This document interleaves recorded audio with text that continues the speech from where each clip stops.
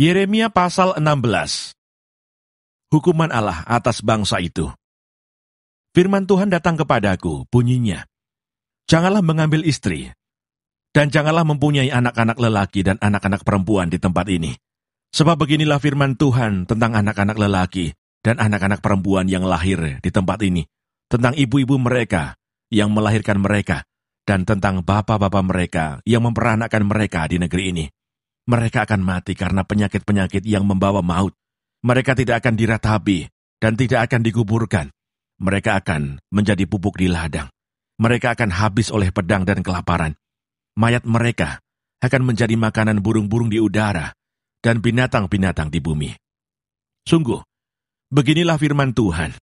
Janganlah masuk ke rumah perkabungan, dan janganlah pergi meratap, dan janganlah turut berduka cita dengan mereka. Sebab aku telah menarik damai sejahtera pemberianku daripada bangsa ini.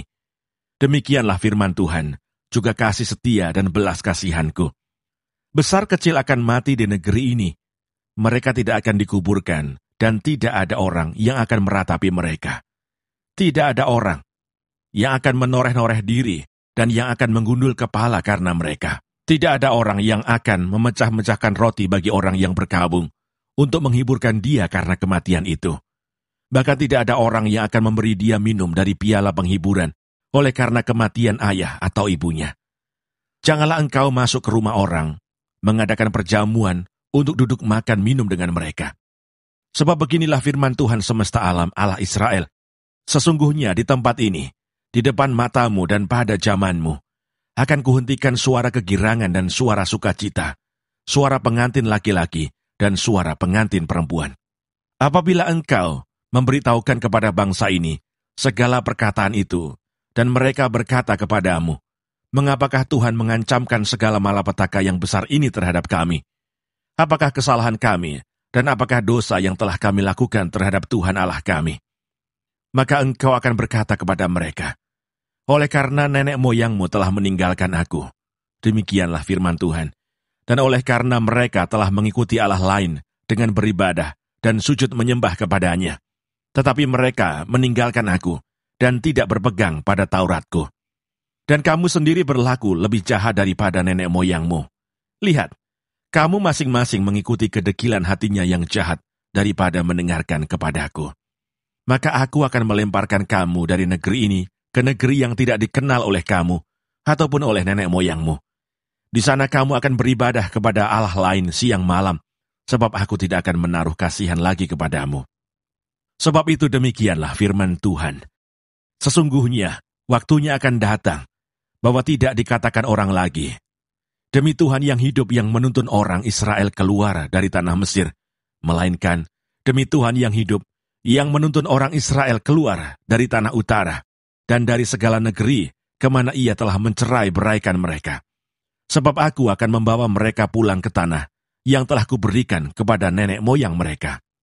Sesungguhnya, aku mau menyuruh banyak penangkap ikan, demikianlah firman Tuhan, yang akan menangkap mereka. Sesudah itu aku mau menyuruh banyak pemburu yang akan memburu mereka dari atas segala gunung, dan dari atas segala bukit, dan dari celah-celah bukit batu. Sebab aku mengamat-amati segala tingkah langkah mereka. Semuanya itu tidak tersembunyi dari pandanganku, dan kesalahan mereka pun tidak terlindung di depan mataku. Aku akan menganjar 2 kali lipat kesalahan dan dosa mereka. Oleh karena mereka telah menajiskan negeriku dengan bangkai dewa-dewa mereka yang menjijikkan, dan telah memenuhi tanah milikku dengan perbuatan mereka yang keji. Ya Tuhan kekuatanku dan bentengku, tempat pelarianku pada hari kesesakan. Kepadamu akan datang bangsa-bangsa dari ujung bumi serta berkata, sungguh, nenek moyang kami hanya memiliki dewa penipu, dewa kesia-siaan yang satu pun tiada berguna. Dapatkah manusia membuat Allah bagi dirinya sendiri, yang demikian bukan Allah? Sebab itu ketahuilah, aku mau memberitahukan kepada mereka, sekali ini aku akan memberitahukan kepada mereka, kekuasaanku dan keperkasaanku, supaya mereka tahu bahwa namaku Tuhan. Yeremia pasal 17. Pergumulan Nabi oleh karena bangsa yang berdosa. Dosa Yehuda telah tertulis dengan pena besi, yang matanya dari intan, terukir pada loh hati mereka dan pada tanduk-tanduk mezbah mereka, sebagai peringatan terhadap mereka. Mezbah-mezbah mereka dan tiang-tiang berhala mereka memang ada di samping pohon yang rimbun, di atas bukit yang tinggi, yakni pegunungan di padang. Harta kekayaanmu dan segala barang perbendaharaanmu akan kuberikan dirampas, sebagai ganjaran atas dosamu di segenap daerahmu. Engkau terpaksa lepas tangan dari milik pusakamu, yang telah kuberikan kepadamu, dan aku akan membuat engkau menjadi budak musuhmu di negeri yang tidak kau kenal. Sebab dalam murkaku, api telah mencetus, yang akan menyala untuk selama-lamanya. Beginilah firman Tuhan, terkutuklah orang yang mengandalkan manusia, yang mengandalkan kekuatannya sendiri, dan yang hatinya menjauh daripada Tuhan. Ia akan seperti semak bulus di padang belantara. Ia tidak akan mengalami datangnya keadaan baik. Ia akan tinggal di tanah angus di padang gurun, di negeri padang asin yang tidak berpenduduk. Diberkatilah orang yang mengandalkan Tuhan, yang menaruh harapannya pada Tuhan. Ia akan seperti pohon yang ditanam di tepi air, yang merambatkan akar-akarnya ke tepi batang air, dan yang tidak mengalami datangnya panas terik, yang daunnya tetap hijau, yang tidak khawatir dalam tahun kering, dan yang tidak berhenti menghasilkan buah. Betapa liciknya hati, lebih licik daripada segala sesuatu. Hatinya sudah membatu, siapakah yang dapat mengetahuinya? Aku Tuhan yang menyelidiki hati, yang menguji batin, untuk memberi balasan kepada setiap orang setimpal dengan tingkah langkahnya, setimpal dengan hasil perbuatannya. Seperti ayam hutan yang mengerami yang tidak ditelurkannya, demikianlah orang yang menggaruk kekayaan secara tidak halal.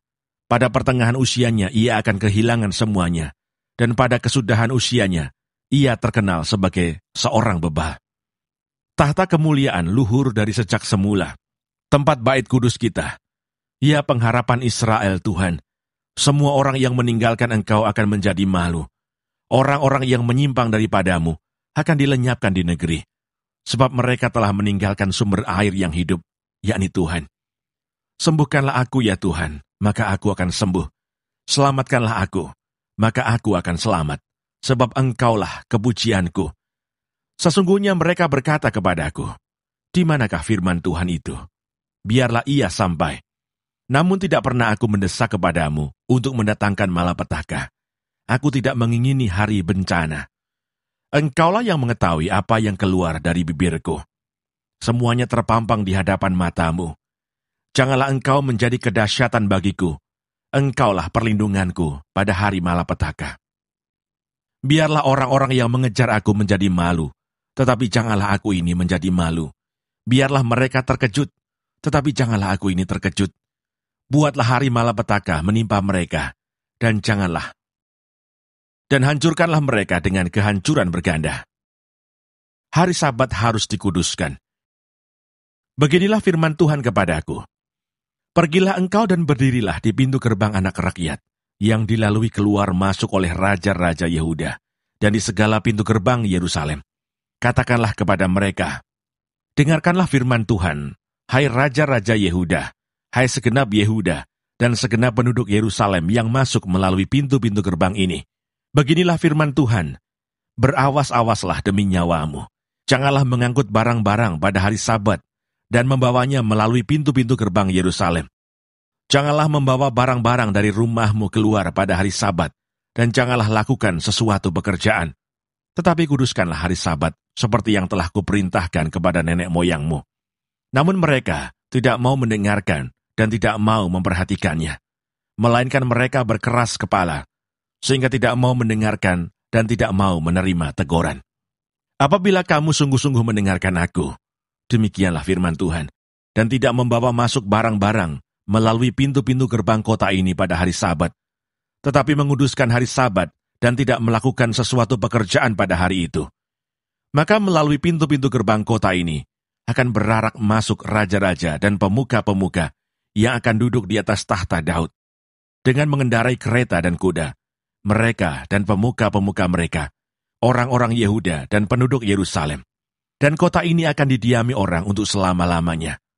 Orang akan datang dari kota-kota Yehuda dan dari tempat-tempat sekitar Yerusalem, dari tanah Benyamin dan dari daerah bukit, dari pegunungan dan dari tanah Negeb.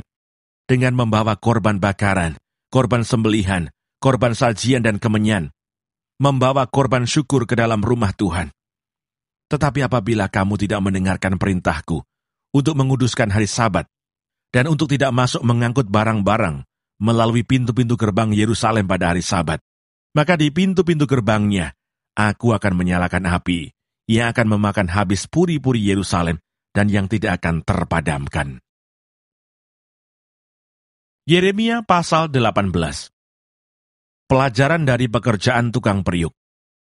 Firman Tuhan yang datang dari Tuhan kepada Yeremia bunyinya, "Pergilah dengan segera ke rumah tukang periuk. Di sana aku memperdengarkan perkataan-perkataanku kepadamu. Lalu pergilah aku ke rumah tukang periuk, dan kebetulan ia sedang bekerja dengan pelarikan. Apabila bejana yang sedang dibuatnya dari tanah liat di tangannya itu rusak, maka tukang periuk itu mengerjakannya kembali menjadi bejana lain menurut apa yang baik pada pemandangannya. Kemudian datanglah firman Tuhan kepadaku, bunyinya, masakan aku tidak dapat bertindak kepada kamu seperti tukang periuk ini, hai kaum Israel? Demikianlah firman Tuhan. Sungguh, seperti tanah liat di tanah tukang periuk, demikianlah kamu di tanganku, hai kaum Israel. Ada kalanya aku berkata tentang suatu bangsa dan tentang suatu kerajaan, bahwa aku akan mencabut, merobohkan, dan membinasakannya. Tetapi apabila bangsa yang terhadap siapa, aku berkata demikian telah bertobat dari kejahatannya, maka menyesalah aku, bahwa aku hendak menjatuhkan malapetaka yang kurancangkan itu terhadap mereka. Ada kalanya aku berkata tentang suatu bangsa dan tentang suatu kerajaan, bahwa aku akan membangun dan menanam mereka. Tetapi apabila mereka melakukan apa yang jahat di depan mataku, dan tidak mendengarkan suaraku, maka menyesalah aku, bahwa aku hendak mendatangkan keberuntungan yang kujanjikan itu kepada mereka. Sebab itu, katakanlah kepada orang Yehuda dan kepada penduduk Yerusalem, beginilah firman Tuhan, sesungguhnya aku ini sedang menyiapkan malapetaka terhadap kamu, dan merancangkan rencana terhadap kamu. Baiklah kamu masing-masing bertobat dari tingkah langkahmu yang jahat, dan perbaikilah tingkah langkahmu dan perbuatanmu. Tetapi mereka berkata, tidak ada gunanya, sebab kami hendak berkelakuan mengikuti rencana kami sendiri, dan masing-masing hendak bertindak mengikuti kedekilan hatinya yang jahat. Sebab itu beginilah firman Tuhan. Cobalah tanyakan di kalangan bangsa-bangsa, siapakah yang telah mendengar hal seperti ini? Anak darah Israel telah melakukan hal-hal yang sangat ngeri. Masakan salju putih akan beralih dari gunung batu Sirion. Masakan air gunung akan habis, air yang sejuk dan mengalir. Tetapi umatku telah melupakan aku. Mereka telah membakar korban kepada dewa kesia-siaan. Mereka telah tersandung jatuh di jalan-jalan mereka, yakni jalan-jalan dari dahulu kala, dan telah mengambil jalan simpangan, yakni jalan yang tidak diratakan. Maka mereka membuat negerinya menjadi kengerian, menjadi sasaran suitan untuk selamanya. Setiap orang yang melewatinya akan merasa ngeri, dan akan menggeleng-gelengkan kepalanya.